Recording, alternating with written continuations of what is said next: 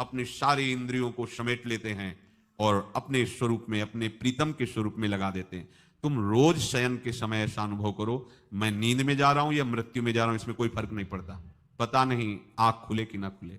कितने ऐसे हैं कि सोते ही रह गए। आप अब बेहोशी की हालत में जा रहे हैं, नींद में जा रहे हैं, तो एक समय रखो कि आप अपनी शैया पर इतने समय ही जाएंगे।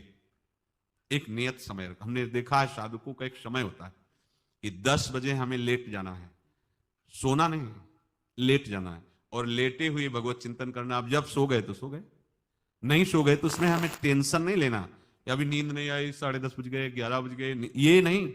आंख मूंदी, मंत्राकार वृत्ति, तो बिना नींद की गोली के सो जाओगे। यह है ऐसा। भजन में मन लगाओ, सो जाओगे। जिनको नींद ना आती हो उनके लिए सही दवा है, आप नींद का चिंतन ना करके प्रभु का चिंतन करने लगो। देख लेना आप कब सो गए पता नहीं चले। और अगर सौभाग्य से नींद ना आई तो नींद में जो इंद्रियों को पुष्टता मिलती है वो होता है संसार का विस्मरण। नींद में खास बात क्या होती है कि संसार का चिंतन छूट जाता है, फिर वो मस्त हो जाता है। उसमें जो ऊर्जा शक्ति वो जागृत होती। संसार के चिंतन से ऊर्जा शक्ति नष्ट होती, तो 4 घंटे 5 घंटे संसार के चिंतन से रहित पड़ा रहा सुषुप्ति में, तो उससे ऊर्जा शक्ति फिर आ गई। और अगर 4-5 घंटे आप प्रभु के चिंतन में रहे तो संसार का चिंतन छूटा, आनंद सिंधु का चिंतन हुआ, तो ये नहीं होगा कि आज रात्रि सोया नहीं तो बहुत टेंशन है, परेशानी, ऐसा नहीं होगा। ये बहुत सावधानी की बात, प्रायः इस सावधानी में नहीं रहा जाता। बचपन से सदगुरुदेव भगवान ने यही शिक्षा दी थी, गुरु कृपा से ऐसे उपदेश मिले थे। सोते समय कोई वार्ता नहीं, कोई अन्य चिंतन नहीं, चुपचाप अपने मन को हटाकर केवल इष्टमय करो। कब नींद आ जाती इसकी चिंता मत करो, इष्टाकार वृत्ति करके ही सोना चाहिए।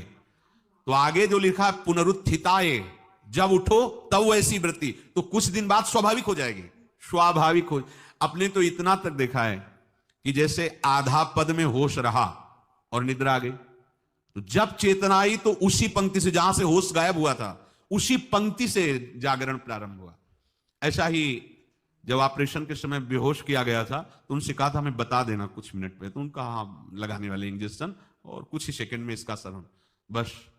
तो जो पद चलाया था जब होश आया था तो वही पद चल रहा था, मतलब बेहोशी में वो पद अपना अधिकार किए हुए था। ऐसे नींद भी तुम्हारी भजन हो जाएगी, समाधि हो जाएगी, यदि आप सोते समय प्रभु का चिंतन करेंगे। बहुत ही सावधानी की बात है। यदि इस जन्म में परम लाभ लेना चाहते हो तो इस श्लोक को अपना जीवन बनाओ। कृष्ण व्रताहा, हमारा जीवन का एक ही व्रत है कि हम अपने प्रीतम का भजन नहीं छोड़ेंगे, अखंड भजन।